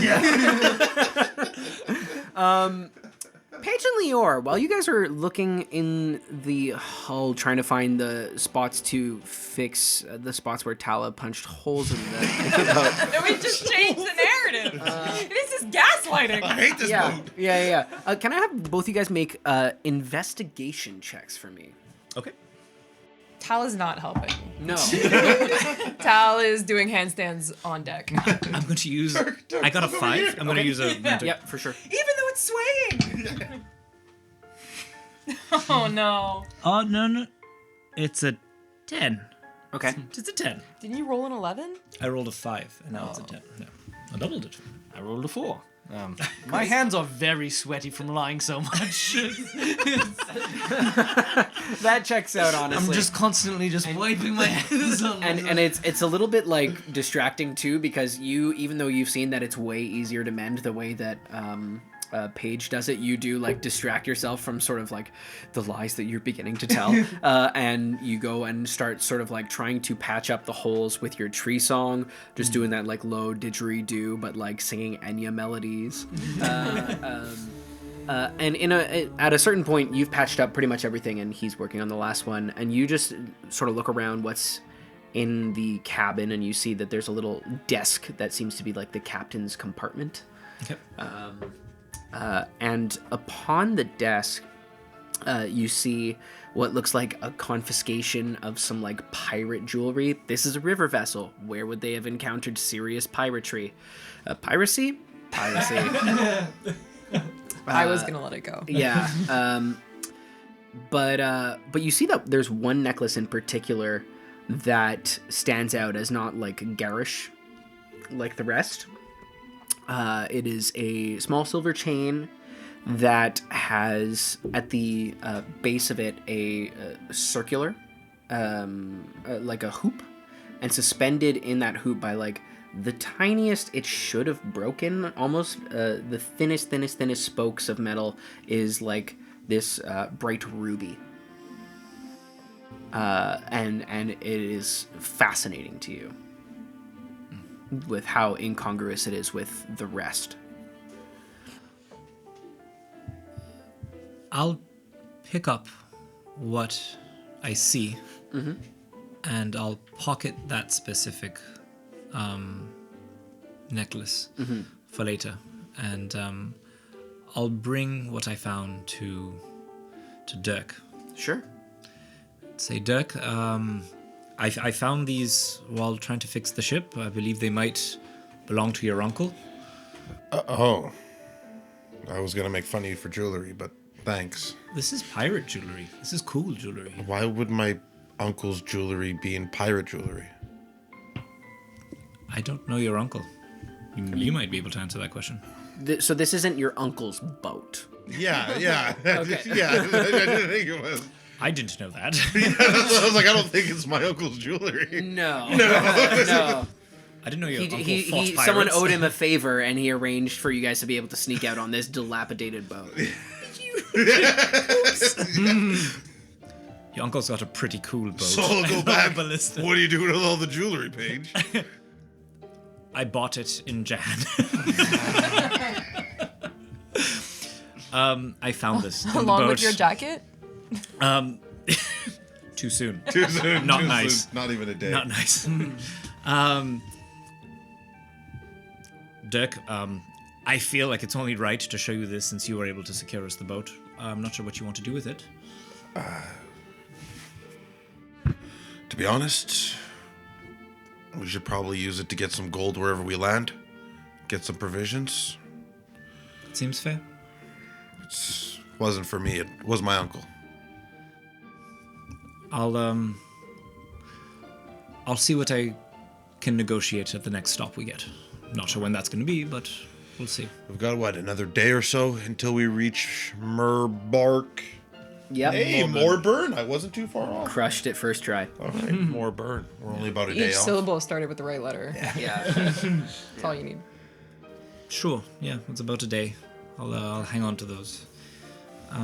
Hey, how's the big guy doing? I think he's doing well.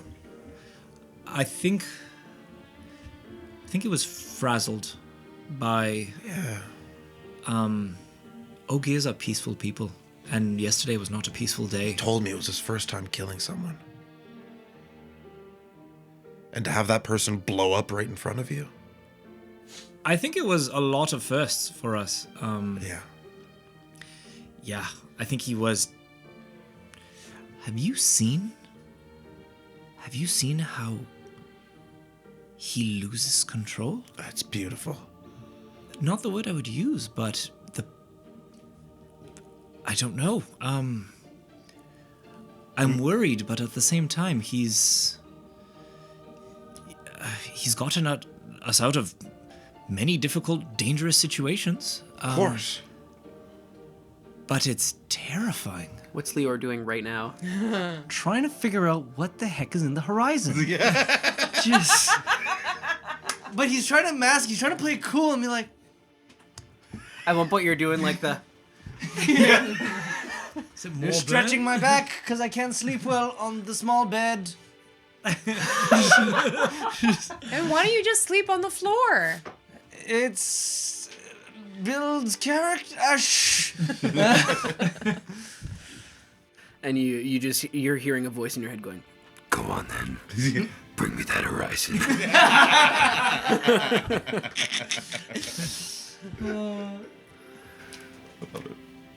Very scary. sorry, I don't want to cut off. No, not at all.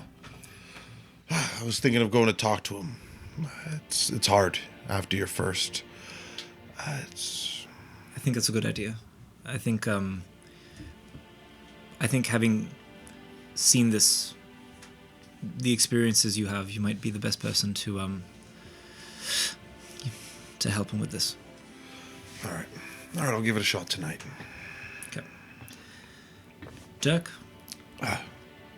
Out of curiosity, I don't know where you are from, and I don't know everything about your life, but as a question, with the goal to help you, do you know of any little tricks you had when growing up? Being able to put out a candle with a flick of your fingers, or being able to whisper into other people's minds, perhaps? To be honest, no. I mean, usually I was just able to avoid things a little better. My reflexes were, on fire. I was super fast. I mean, if there was one thing I could say, there was like one. If I'm going to be honest, it was like twice. When I was training once, an arrow just burned up right in front of me. Oh, crazy. Yeah. It was cool at the time, very scary at the time, but now that I think back at it, super cool. And then there was another time I was on the road where like, dude came up with me with a club, and right before it hit me, burst into flames. Okay, That's not what you were talking about. No, I was more looking at maybe anytime you've perhaps opened a jar that was cemented shut, perhaps, or been able to fix a piece of broken wood that shouldn't be fixable. Any little things like... I'm trying to see... Most of the things that happened to me involved me breaking something or setting it on fire. That's what I'm realizing. Okay. I'm just trying to see where, if we were to approach this, trying to control it, trying to understand it, where to start.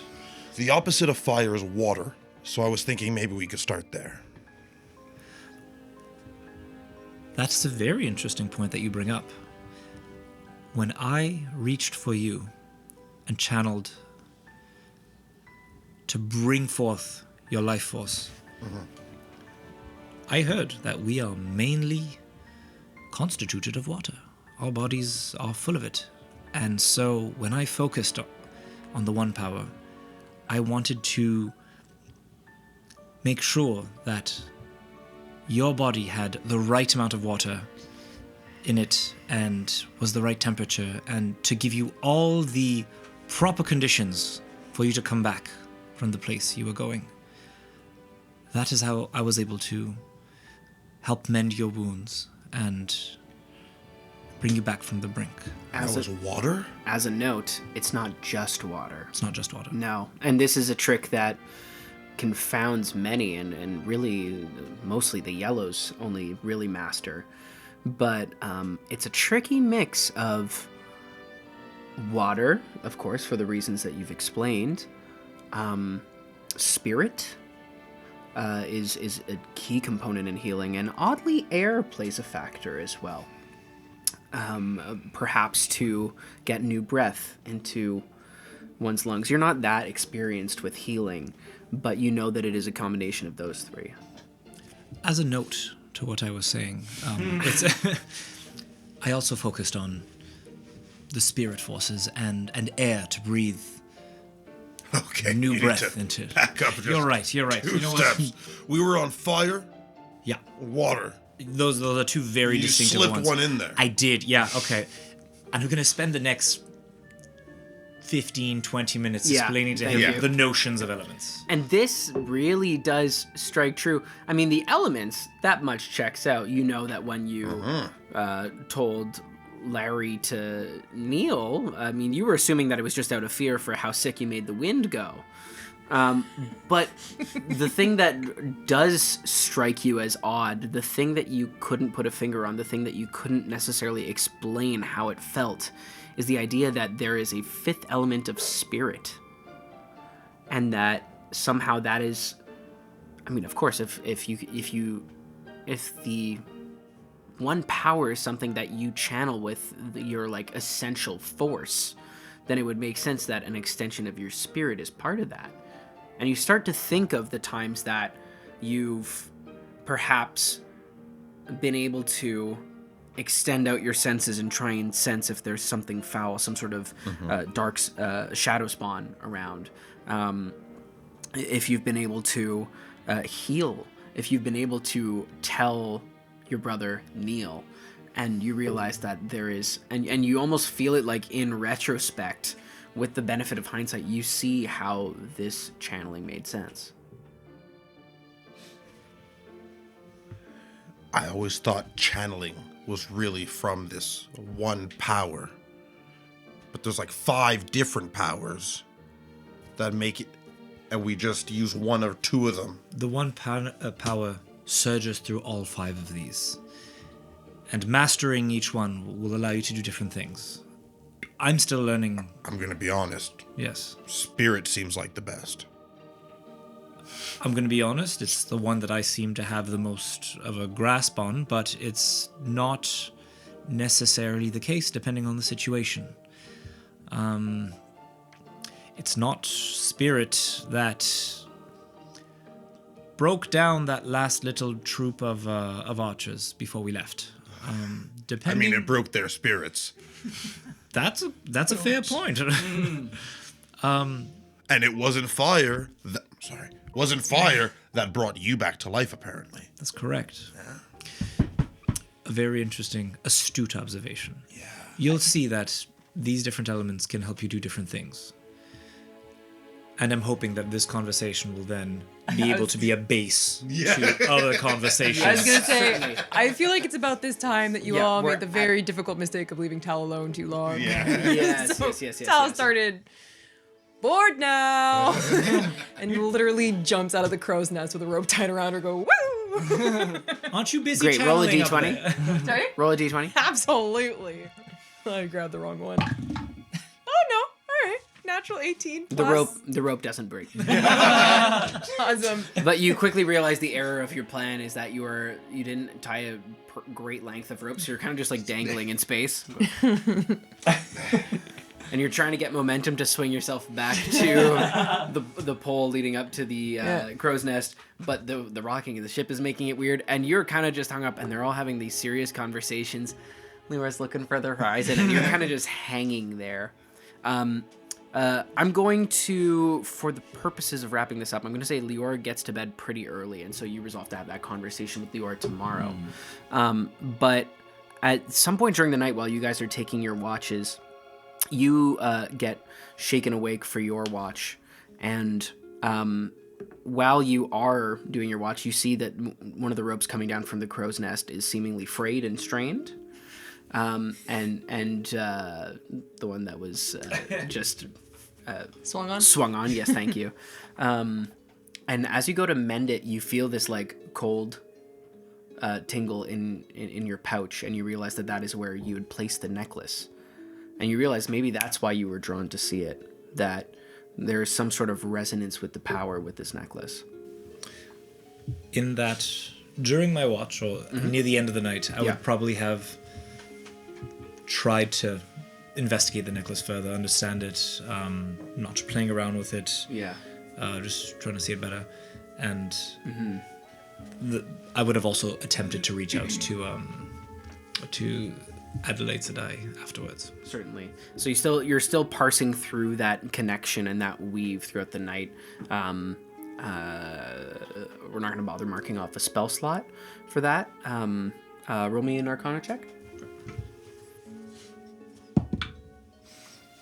Yes. 17. You feel that it is the middle of the night, and you feel that you have... You isolate the right strand. You isolate this like almost cold, impartial figure, and you isolate it, but you get no response. And then you look up into the black night and go, but you feel like you have established this connection. Perfect. Okay. And when you go down for bed finally, and you're a little bit disappointed because you were expecting to feel like this great flood, and you're testing these weaves of power and the different the 5 different weaves, channeling into it and trying to see if that does anything, just a hair, because you don't want anything untoward to happen, but you don't feel any result, and that yet all of you would notice the next morning that Paige, who has looked even more paper thin than usual, is looking just a little bit more hale, a little bit more hardy. And as long as you have this necklace on your person, you have the benefits of the tough feat. For my sake, so I can balance literally any combats. But you have the benefits of the tough feet with this necklace. Don't lose it. That's a beautiful thing. Wow. Dirk, Lucky you. Lucky? you take the last watch of this night of journey, and you've been learning so much, and it's been a quiet day, all things considered. But as you're looking out, a voice goes, "So, you're starting to figure it out, huh? A bit. Good for you. Knowledge is power." I need more. We know that. I mean, she told you that channeling more is more of a risk, but more of a risk to who? I think she doesn't want to see you reach your full potential. She's keeping a lot of secrets. Certainly. We would know about that, wouldn't we? It's okay. We'll just watch her. We'll just watch, and...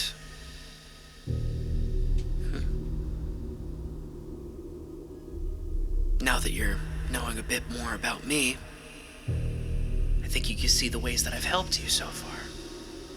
How we've helped each other. No. You haven't helped me. You've tried to control me. Oh, what are you talking about? That day in the armory? When you were dying and you needed to get out? Or yesterday when your friend was dying You and... should have let me die there. Well, if I had let you die, then yesterday your friend would have died on that boat. If you had let me die, none of this would have happened. Wouldn't have knelt. It doesn't matter what has happened, Dirk. What matters is that I'm here for you. And if you're stuck with me, you might as well be able to use me. Whether it's for health, or whether it's as a weapon. What do you have in mind? Oh, come on, don't you think that fire is a little bit garish? Yeah, it's also a little bit apparent. Yeah, exactly. I think you know that there's something wonderful about subtlety. Something wonderful about being able to inspire your friends and to inspire fear. If you know what I mean. I'm tired of hiding. That's right. You should be tired of hiding. Well, I think you know what to do. Next time you're in a tough spot, call me up, huh? I'm your right-hand man. And you feel just a surge of power that's shooting through that you have to, like, sort of reflexively do something with. Yeah, and you 100%. You guys wake up and he's swinging from the crow's nest. No. You feel like this, and you just jerk your hand out away from your body just in time as taking the similar, like, your hand is just like open, and you feel some instinctive force curl it into your hold for your sword. And whereas usually your sword, which is now battered and beaten up, would be at your side, you now see a sword that appears to be the same, except that in this darkness, even with your oddly attuned eyes that see every wolf watching you from the bank, every owl hoping that something should happen to you flying high above, you see that there's a luminescence that shouldn't be, this like odd opalescent light, so a vaguely purple hue, and an immateriality as you go to test it through the side of the ship and test its edge. It goes right through, and he goes, "You don't need a weapon, Dirk. We are the weapon." Oh my god. Spirit channeling is the strongest. It is. It's very cool. We could do great things together. Okay. Yeah, so I wasn't really sold, but you kind of sold me on this one. Pretty cool. I'm Okay. just saying, don't hold yourself back, my friend. Right. You were meant for more than you were born into. You're just on your way to finding that. But we do it my way. Of course. Roll an insight check. Oh no. 17.